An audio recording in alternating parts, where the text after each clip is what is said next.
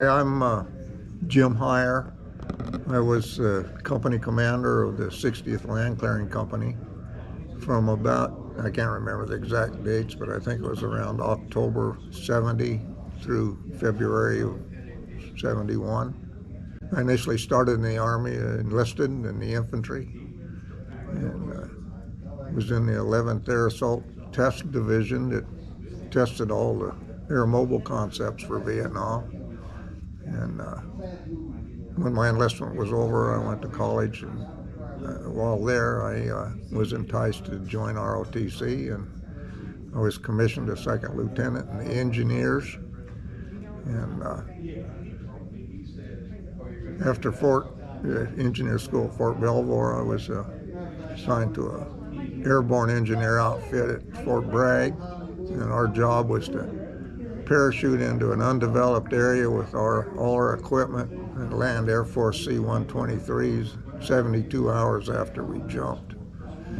And from there I went to Vietnam and into the 1st Cav, which was the 11th Air Assault evolved into. And there we had it was just like that airborne outfit. All of our equipment was airliftable by helicopters and mostly groundwork. And while there, I didn't get a company when I got promoted to captain, so I was working as the liaison officer for the assistant division engineer, flying around all the other engineer units and coordinating engineer work in the 1st Cav's area of operation. And we got a new battalion commander, and he gave a company that I was expecting to another guy, so I was pretty disheartened. And my boss said that the 62nd was looking for a company commander.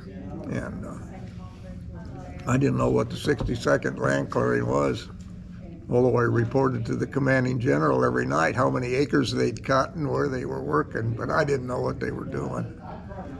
And I went down and met with Colonel Monfort and walked in and told him I heard he was looking for me. And we talked for a while, and he hired me on the spot. So I became a land clearing company commander, went to down to Long Bend, and I was up at Phuc Bend, and went down to Long Bend and reported in, and the 60th was just completing a cut, and he said I could wait there because they were coming in a couple of days, or I could go out and take command, and a lieutenant was handling it then. So I said, let him come on back. There's no sense me getting in the way, because I didn't know what the way was, let alone getting in the way. And they came back, and I took command when they got back to Long Bend and went through the first stand down. Still learning what they were doing and who they were. First day, we had to cross a river, and when we got across the river, or we were crossing the river, and I'd already picked out a 1st NDP night defensive position for the company, and the senior lieutenant, I said, get them up to this area and get the NDP established, and I'll make sure everybody makes it across the river. And when I got there, it was pure disaster. It was terrible. The mayhem and confusion was just unbelievable. And if there'd have been somebody there that outranked me, I'd have resigned my commission. Unfortunately, an infantryman who was crushed when one of the RAPCs fell into a ditch had been crushed.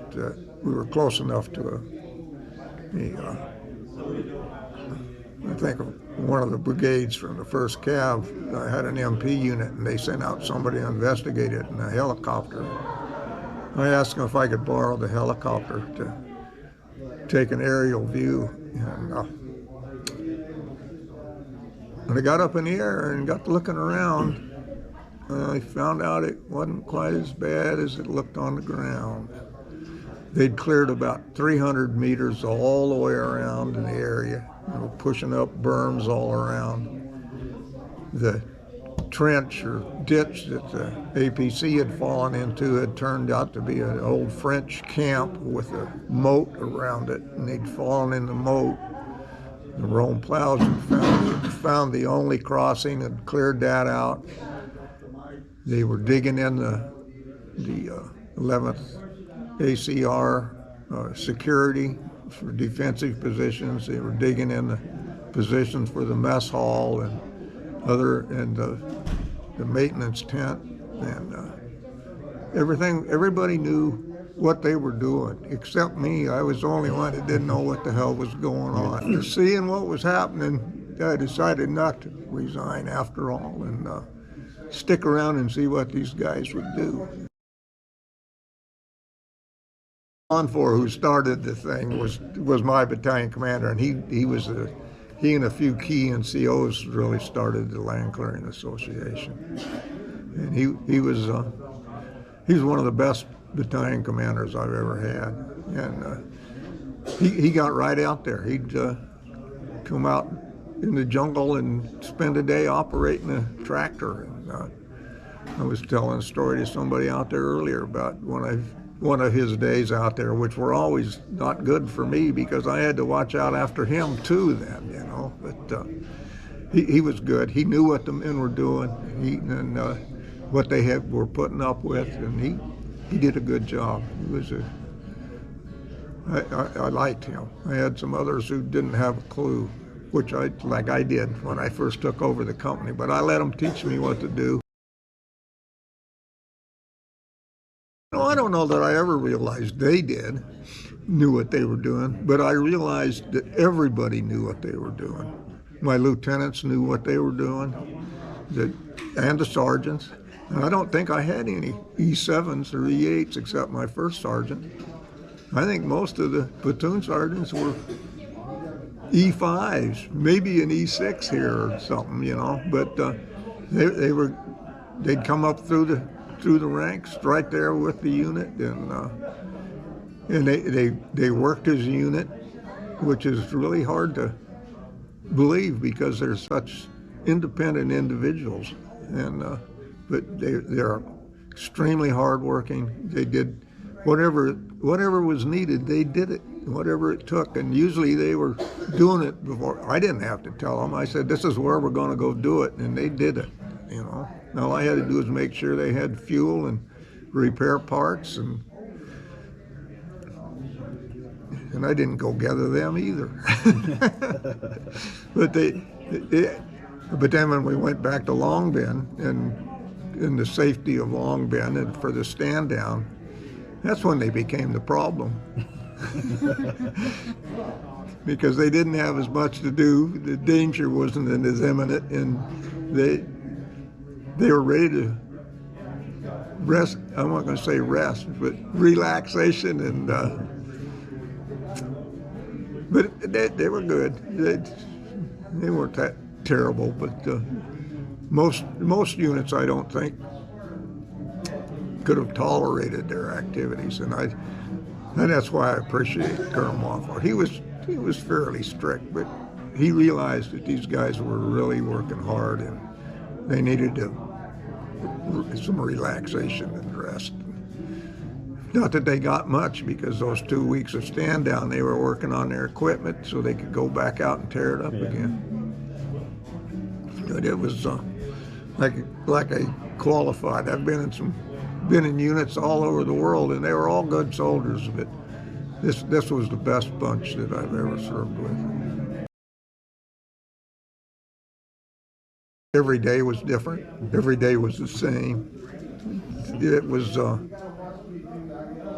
don't know, there were highlights here and there, but I don't know that they were, really something that just really stuck out. I guess one time we were cutting in several different places, and all of a sudden one of the platoons ran into something because the firefight broke out and the shooting was going wild. And I'm over here and they're over there, and I'm calling them on the radio and I'm not getting any reply or anything, and security guys I was with, I said, "What's happening?" They said, "I don't know either." And they had security guys too. And we rushed over there, and what happened was they'd been cutting in a circle and making it smaller and smaller and smaller. And they finally got it so small that all the monkeys and birds didn't have any place to go. And it was a turkey shoot. And so I'm chewing the lieutenant out, giving him hell for not letting me know what's going on, because I thought we were in heavy contact, because it sure sounded like it. And he's standing there taking it, and all of a sudden he drew his gun and shot. Here comes a flying squirrel out of the air, and he'd shot it in the air. I didn't know if he was shooting me or what he was shooting. And that was the end of the chew out. There wasn't any more things to say. And that was a highlight, because he was good. He was very good, and obviously a good shot too. But they were all good. All of my lieutenants were exceptional. They were all different, just like all the guys. They're all different. Well, that's a story in itself.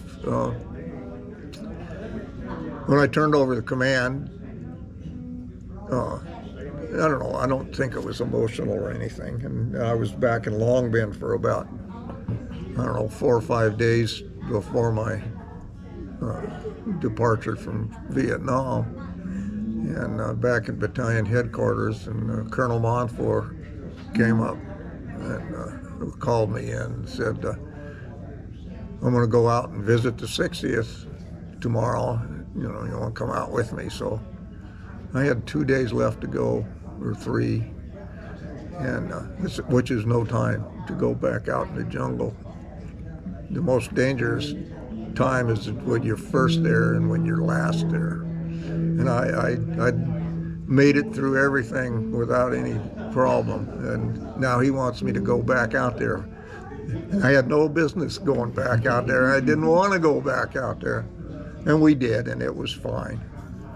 But we got back to Long Binh that night, and I think 2 days later I was supposed to leave for the next assignment. That night I packed my bags, went over to the 90th replacement the next day, went over to Bien Hoa. I got so good at hitchhiking around the country by air, I caught the first flight to Hawaii and left a day early.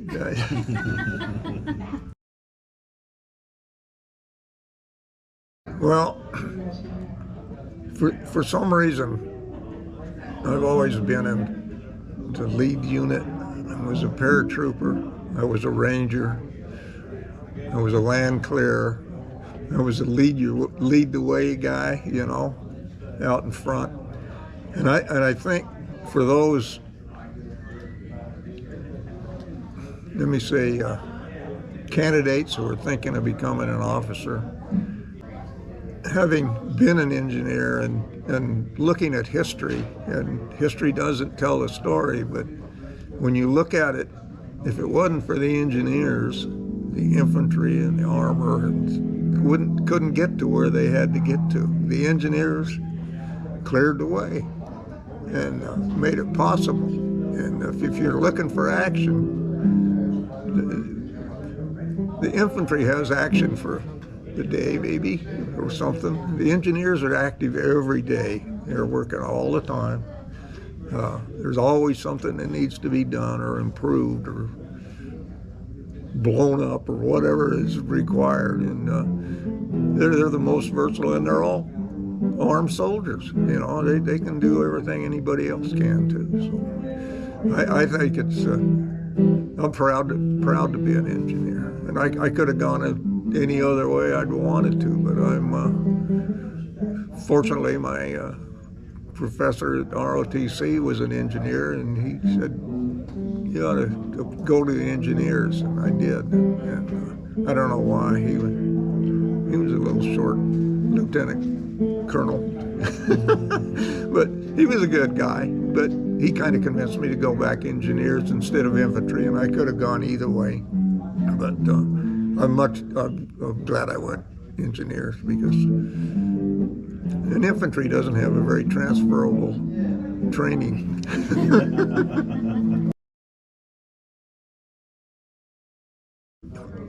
I don't know about any other officer, but I think I've always had the advantage because I was enlisted first. And I know when I was a brand new officer, I definitely had the advantage because I knew where the troops were and what they were going through. And that was one of the complaints that my first platoon that I had was that I always knew where they were. And that's because I'd been there already. you know all the tricks. That's right. And that was another thing when I went to ROTC and became an officer. When I was enlisted, I said, those officers have got it made. They don't do anything. We serve them chow in the mess hall, and we have to do this for them and do that. You know, they don't do a damn thing. And I became an officer, and they'd quit doing that, serving the officers in the mess hall. But I found out that I was the first one up every morning. I was the last one to bed every night. I was out there with the troops, and I think being out with them is a key. A lot of officers don't do that, but I can operate any equipment they can operate. I can do anything they can do. I can't do it as well, but I can do it, and they know I can do it. And I think it makes a difference. They follow those who they think know what's happening, and those that obviously don't know what's happening, they won't follow. They won't, and I have no problem with that. I think it's the way it should be. Okay. So my life as an officer was not as easy as I thought it was going to be.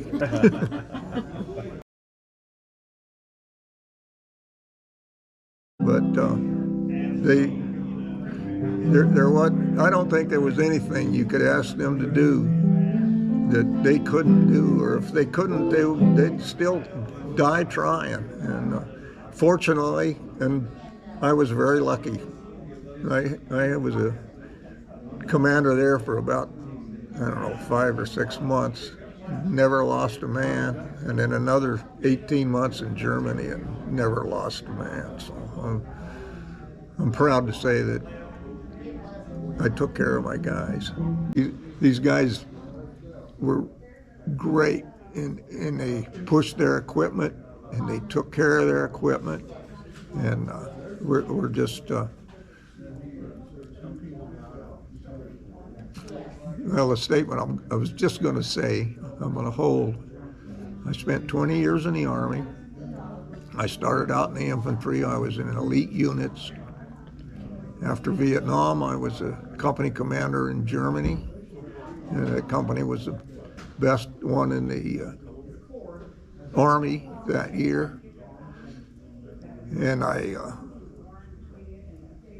was in the engineer battalion in Korea, an engineer battalion, 2 engineer battalions at Fort Carson. And I ended up retiring from the Defense Nuclear Agency, where I was essentially the site engineer, and we built mock-ups and equipment and materials to retain and test atomic explosions. So I've been around, and I've had a lot of different soldiers I've worked with. And these land clears were the best soldiers I have ever worked with. They don't look good on the parade field, and they don't do well in society, but they were the best soldiers I ever worked with. They were super. And being in the jungle with them, you just felt secure because they did everything, and it made it safe. And the number of lives that all the land clearing guys saved, American lives, is uncountable, because they cleared the jungle, they led the way, and they made it for okay for the rest to make it through. And I think they're a very unsung group of men. I don't think they're recognized for the accomplishments that they have done. And you always see just the infantry and the armor and those guys. And I'm not slighting them. I'm just saying the historians only record them, and they don't listen to what the engineers have done. And it's not just the land clears, or the special ones. I'm kind of a history buff, and I've been listening to the Civil War, and I'm listening to what all the generals and the infantry did, but they don't hardly mention the bridges and the roads and the bunkers and all the stuff the engineers did. And without them doing that, the rest of them would not have been able to do their job. So I'm extremely proud of being associated with these guys. And